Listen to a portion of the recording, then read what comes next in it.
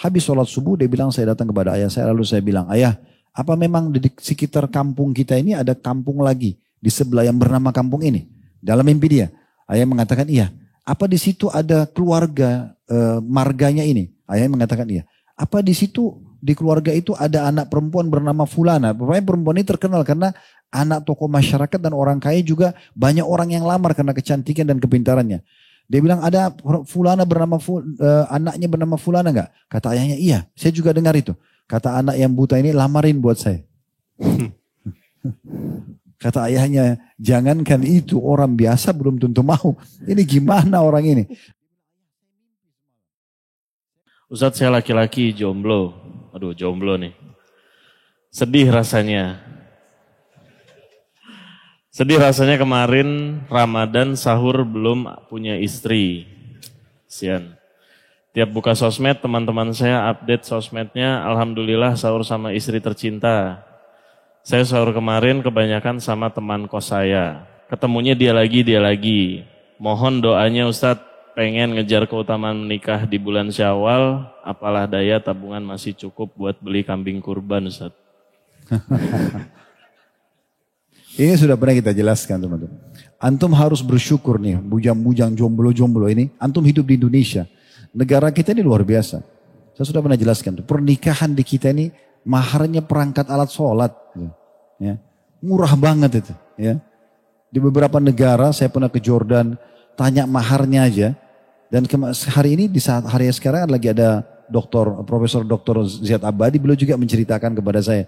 Tentang masalah waktu anaknya dia mau nikahkan. Biayanya besar sekali. Ya. Itu kalau biaya $10.000, $8.000 itu yang paling murah pernikahan di negara mereka. Itu mahal sekali gitu ya. Jadi memang, ya, maaf, 1 miliar, 100 ya. Pokoknya bahasanya kemarin saya itu sekitar 1 miliaran, cukup besar gitu. Untuk menikah saya, jadi susah.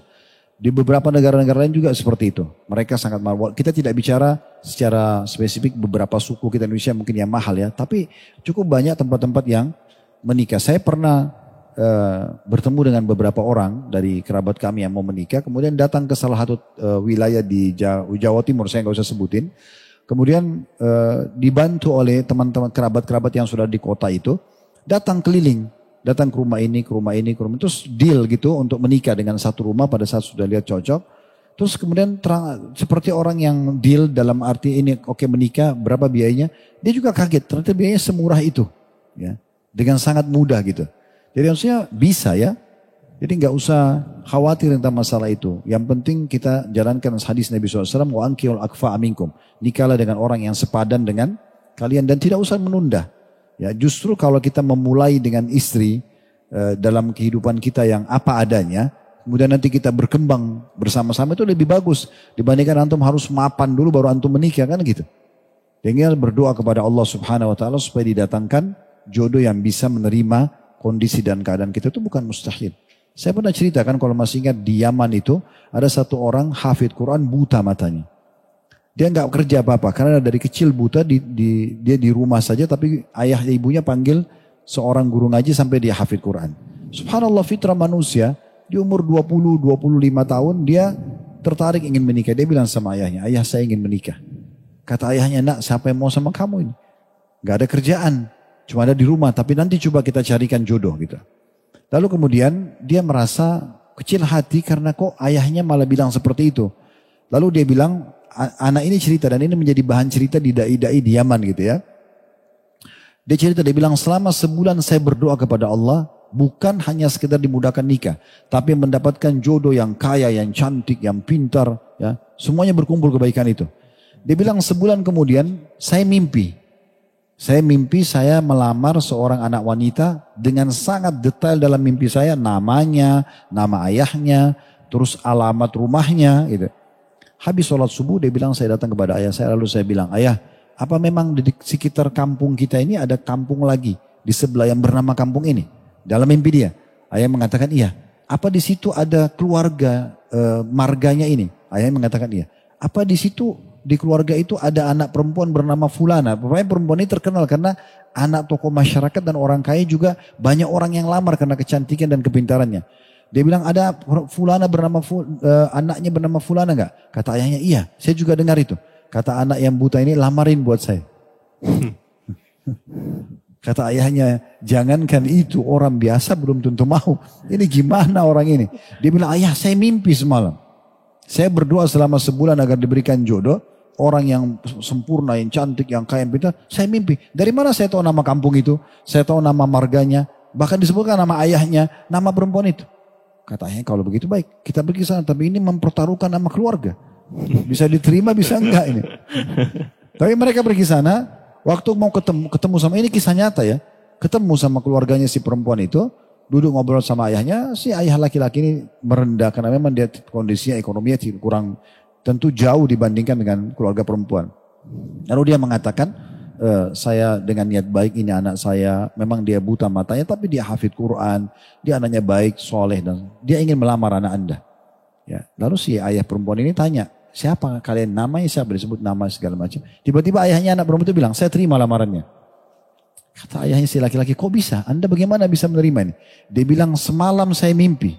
Kata ayahnya si perempuan ini, semalam saya mimpi, kalau hari ini akan datang jodoh anak saya bernama Fulan dari kampung kamu dan namanya anak kamu ini. Tapi itu baru saya tidak tahu, saya akan tanya kepada anak saya. Begitu dia masuk ke dalam, tanya anak perempuannya, ada orang buta matanya, tapi dia soleh, dia hafid Quran, dia ingin melamar kamu. Tiba-tiba anak perempuan mengatakan, saya terima lamarannya ayah. Ayahnya bingung, selama ini anak-anak yang gagah, anak kaya, yang pindah-pindah melamar selalu ditolak. Kok bisa ini kamu mau? Anak perempuan bilang apa? Semalam saya mimpi ayah. Kalau akan datang jodoh saya, namanya Fulan yang anda sebutkan dari kampung itu, dan itu jodoh terbaik buat saya, menikah. Itu contohnya gitu kan. Jadi sebenarnya tidak ada sesuatu yang berat.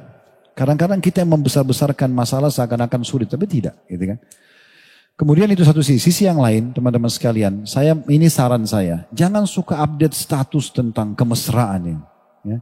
Kayak tadi misalnya makan sahur bersama istri tercinta, ya. Atau lagi keluar bersama, atau lagi suap-suapan, atau lagi apalah rangkulan. Ini berbahaya sekali dengan ain ini, ya. Ingat hadis Nabi SAW, mayoritas umatku meninggal karena ain. Meninggal loh ya, mati karena ain. Dan dalam riwayat lain kata Nabi SAW, hati-hati dengan ain karena ain itu benar-benar terjadi. Dan ain itu dalam riwayat lain lagi bisa membuat manusia masuk ke kuburan dan unta masuk ke kuali. Artinya saking parahnya. Jadi jangan teman-teman sekalian, tidak usah. Untuk apa? Sahur nikmatin aja berdua. Untuk apa dibuat status? Ya. Ada orang Masya Allah satu hari bisa ganti status 10, 20. Semua kegiatannya dia. Untuk apa? Apalagi kalau berhubungan dengan masalah ibadah atau kemesraan ini sebaiknya dihindari. Ini maslahat buat antum sendiri. Ya termasuk kesan ini jomblo. Gitu kan. Dia akhirnya sakit hati karena dia tidak punya. Gitu kan. Bisa saja dia hasad misalnya. Kan gitu. Bisa saja. Bukan mustahil. Kan begitu. Jadi dari dua sisi sudah kita jawab, si jomblo ini nikah saja, melamar, cari orang, mohon kepada Allah SWT supaya Allah mudahkan orang-orang yang sepadan. Dan kalau datang penawaran jangan buru-buru tolak, ya. Karena biasanya kita tidak sadar, tanpa kita sadari maksudnya, setelah kita berdoa datang jawabannya, cuma kita buru-buru menilai. Ah sudahlah, ini mungkin pendek, ini mungkin terlalu tinggi, ini mungkin terlalu hitam, ini mungkin misal contoh. Padahal sebenarnya mungkin itulah jawaban daripada doa kita nggak tahu. Coba istikharahkan, minta petunjuk. Kalau itu termudahkan dari mana kita tahu? Mungkin itu yang terbaik buat kita. Ya, biasanya orang subhanallah setelah berumah tangga baru dia tahu ini adalah yang terbaik buat dia. Ada kesamaan dari sisi apa gitu ya. Jadi itu insya Allah akan bisa melahirkan kasih sayang dan cinta nanti.